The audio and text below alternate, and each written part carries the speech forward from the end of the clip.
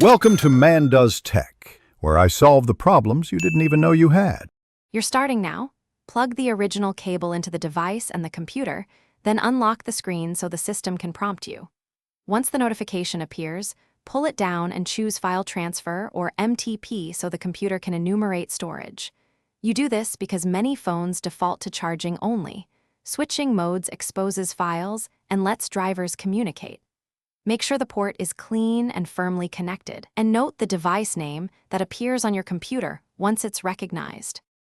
Once done, confirm the device asked for permission. Tap Trust or Allow so the computer gains access to media.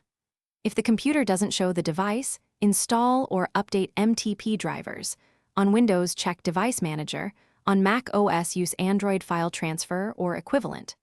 Also open Device Settings and give the connected app storage permission, since some OS versions still gate file access. Make sure to wait a few seconds after granting permissions for the host and device to finish negotiating their connection. You should now see the device in your file manager. Navigate to DSIM or media folders and transfer files with drag and drop or copy/paste. When finished, eject or safely remove the device from the computer to flush caches and prevent corruption.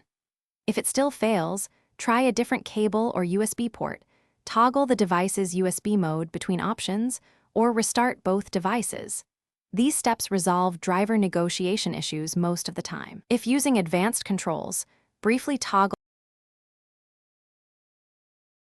Thanks for watching. If you found this helpful, don't forget to like and subscribe.